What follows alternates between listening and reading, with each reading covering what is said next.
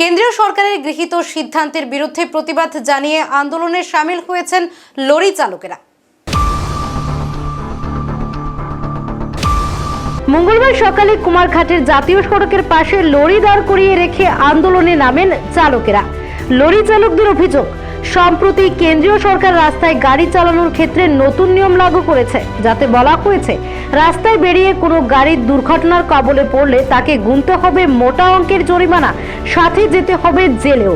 এর পাশাপাশি আরো জুড়ে দেওয়া হয়েছে একাধিক নিয়ম। সরকারের এই সিদ্ধান্তেই চরম আপত্তি গাড়ি চালকদের। রাস্তার নিচে আছে যে ড্রাইভারগুলো আছে নিজের স্বেচ্ছা মতো দাঁড়াইছে, কোনো ড্রাইভার আছে ইন্টারভিউ নন, যেখানে দেখেন নিজের স্বেচ্ছা মতো রাস্তা দাঁড়িয়েছে। আমরা রাস্তার নিচে আছি, আমরা কোনো রাস্তা অবরোধ করছি না। যে দাঁড়াইছে নিজের স্বেচ্ছা মতো আছে। অমিত শাহজি যে আইন লাগু করার কথা কইছে, কানুন খালা কানুন 10 বছর জেল, 5 লক্ষ টাকা ফাইন, কোনো ড্রাইভার দিতে পারতো না, এখানে ড্রাইভার দাঁড়াইছে। আমরা গাড়ি চালাইতাম না, আর আমরা রাস্তার নিচে আমরা গাড়ি সাইডে দিছি, গাড়ি চালাইতাম না। সরকার যখন লাইসেন্স দিয়ে জমা দিয়ে দিন। মঙ্গলবার সকালে কুমারঘাটের 91 মাইল রাস্তায় আসাম আগরতলা জাতীয় সড়কের পাশে সমস্ত লরি চালকেরা আচমকাই গাড়ি থামিয়ে আন্দোলন শুরু করে দেয়।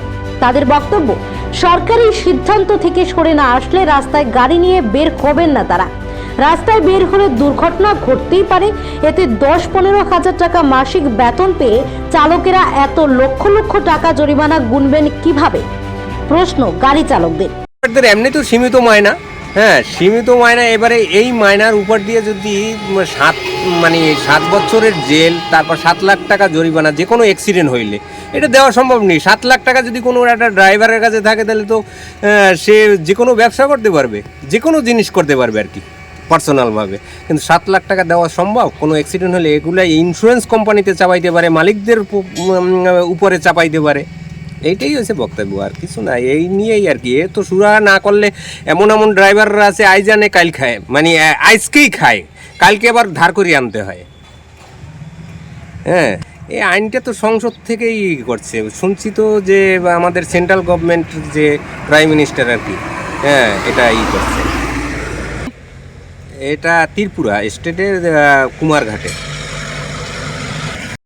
আন্দোলনের জেরে জাতীয় সড়কের পাশে দীর্ঘ লাইন পড়ে যায় লরির। খবর পেয়ে ঘটনাস্থলে পৌঁছায় কুমারঘাট থানার পুলিশ। আন্দোলনকারীদের সাথে কথা হয় পুলিশের, কিন্তু নিজেদের দাবিতে অনড় থাকে লরি চালকেরা। এই আন্দোলনের জেরে ত্রিপুরায় থমকে গেছে পণ্য পরিবহন ব্যবস্থা। জানা যায় এখনো আন্দোলন জারি রেখেছে চালকেরা। তারা চাইছেন এই সিদ্ধান্ত থেকে সরে আসুক সরকার। কুমারঘাট প্রতিনিধি রিপোর্ট, এশিয়ান টাইমস।